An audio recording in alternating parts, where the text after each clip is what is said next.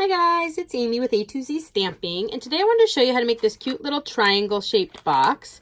I love this box. It's so easy to make, and the lid just slides on and off, and you see it's a pretty big or good sized box that you can fill with pretty much, well, anything you want. It probably wouldn't hold a gift card, but money or treats or whatever you want to put in it. And let me give you the measurements of this. So it's a triangle, so all three sides are the same. So it's 2 inches, 2 inches, 2 inches, and it is about 4.5 inches tall. So you can get quite a bit of stuff in here. And I thought I'd show you how to do it. All right, so what you need is you need a piece of designer series paper, or you could stamp your own paper to be the base of your box. So the bottom part here. And this needs to be 6 by 6.5. And I'm actually gonna grab out my Simply Scored. I wanna make sure you can see it up at the top. So it measures 6 by 6.5. So you want to put the 6.5 inch side in. And we're going to score this. Or sorry, let's start with the 6.5 inch side. That's right. And let's go ahead and score this at 2, 4, and 6. So we'll go 2, 4, and 6. And then flip it around to the 6 inch side. And we're just going to score it at 1.5. Okay, and that's all. Then for our lid, whatever you decide to use, you need a piece that is 4 by 6. It measures 4 by 6. And you guys, oh, I forgot to say, so this paper is from the Woven Threads Designer Series Paper Suite. And I think it's Woven Threads. Anyway, all the information's at the bottom of your screen. Always trust what's down there. So with your lid piece, your 4 by 6 piece, go ahead and feed it in, and we're going to score it at 2, 4, and 1/8. We have to go just a little bit bigger so that it fits over the box. And 6 and 5/8. So 6 and 5/8. Is that right? No. 6 1/4. You guys, I think I might have given you the wrong dimensions. Let me try this again. Like I said, trust the dimensions at the bottom of your screen. This measures 4 by 6 and 5/8. All right. Sorry if I'm confusing you. I just want to make sure I get it right. I just checked my notes, and see, that's why I can't go off memory. Anyway, go ahead and rotate it. And we're going to score it at 1.5 and 3.5. All right, and that's all the scoring. So I'm going to put this back away. Okay. And let's go ahead and start with our base. So the first thing we want to do is, can you see those score lines? We want to cut up. So this is the bottom here where, actually, let's go ahead and burnish it. I think that might be a little bit easier. So we're just going to burnish. I think you'll be able to see it better. I like to cut first and burnish second, but it really doesn't matter. And I think you'll be able to see better if we burnish them all. Okay. So this bottom section here, we're going to cut up all of these tabs. And we're actually going to remove this little skinny piece right here. So we'll just go ahead and cut that off. Okay, but we're going to cut up all of these. Okay. Then what we want to do is we want to cut them. In order to make it a triangle, we need to cut these into triangles. So what I like to do is I just take them, literally fold this in half and pinch it just so I know right where the center is. And I just do that with all three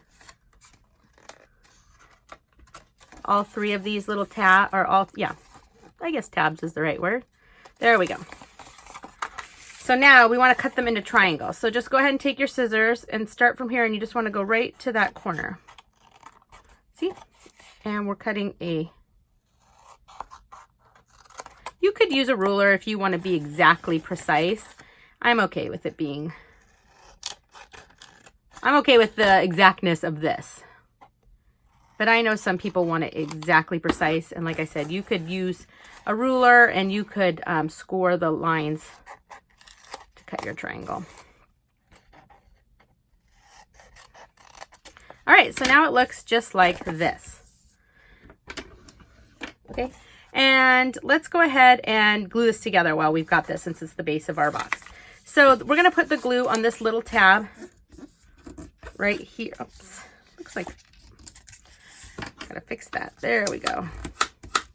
So our box glues together like this.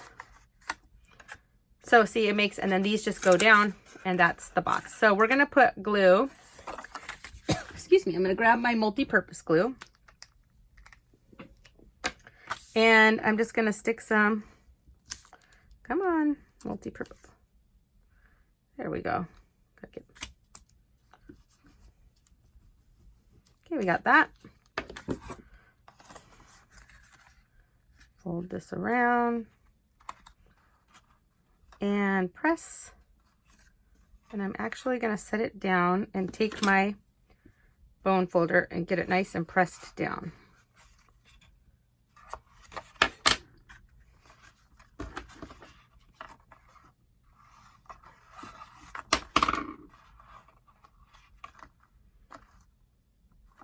Looks like I have a little bit of excess glue, and that's okay. It will dry clear. Okay. And then this will be the bottom of my box. So I'm just going to stick a tiny bit of glue there and a tiny bit of glue here and press them down. Oops. See, and I'm gluing my hands to everything, and that's okay. Flip it over. So here's our box. Gotta wipe some of the glue off my hands. Okay. So this is the base of our box, and you can stick something heavy in there if you really want it to like dry totally flat, but I'm okay with how it is right now. All right, so I'm going to set that aside, and now we'll go ahead and grab our lid, and let's go ahead and burnish. Oops, the lid goes this way. Let's go ahead and burnish these. So we have 1, 2. Did I get glue on my table? You know what? Let's pull out this. That way I don't have to worry about the glue. And 3. And there should be 1 more. Let's see, right there. Okay, so for this one, we are going to cut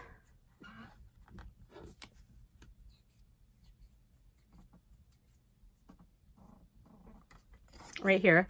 So there's a shorter side and a longer side. Go ahead and cut up the longer side.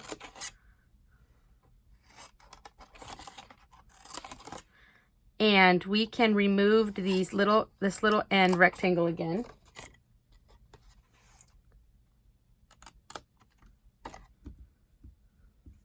Okay.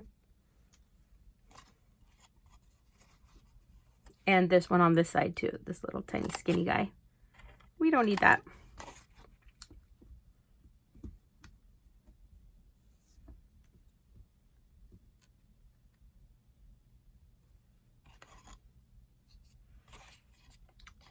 And let's go ahead and make those triangles again. I should probably just set my scissors down. So fold them in half again. 1. Sorry guys, I've been distracted by something out my window. Okay. 1, 2, 3, and let's go ahead and cut those.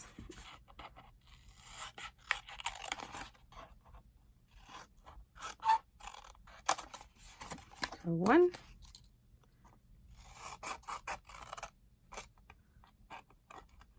And 2. And 3.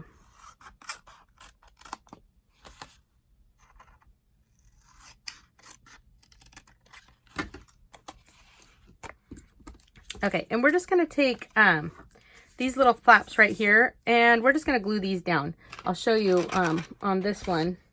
If you look to the inside, you can see the flaps are glued down. It just kind of reinforces it and makes it a little bit stronger. But before we do that, let's go ahead and cut up these tabs here, and let's notch them out to make little pie pieces. So we're going to go ahead and, actually, we don't even need to cut out if we're going to notch them. So just notch it in right where this score line is. Notch it in. And this one. Seriously, I got so much glue on my fingers, everything's sticking to me. All right. And when I made the first box, I didn't get any glue on me. So what we're going to do is we'll just stick a little bit on the inside of these and press them down. Now, if you were using a designer series paper that's completely different, that didn't match the base, you could do the flaps up so they're showing, so that when it's on the card, the flap up would be different. But on mine, that wouldn't, there would be no purpose because it would match the bottom. Do you get what I'm saying? So the flaps could go up. It could be kind of cool. All right, and then to glue this together, we will stick just a tiny bit of glue on here. So let's go ahead and match up our triangle. This one's a lot easier to do because it's not as long. Press, press, press. And then let's go ahead and glue our triangles down. So some glue here. And some glue here. And press down. All right, and there's our lid. All right. I'm gonna put the lid back on my glue. All right, and then of course you have to decorate it. So I'm gonna stick my lid on my box. I like the back of my box to be where the seam is. So decide what is your front and your back. See, it fits on there. Actually, I want this to be the back also, where the seam comes together with my lid. I'm gonna try that one more time. There we go. There, cute, right? Okay, to decorate, I've got some ribbon here. This is the terracotta tile. What are we calling this? We're calling this the scalloped linen ribbon.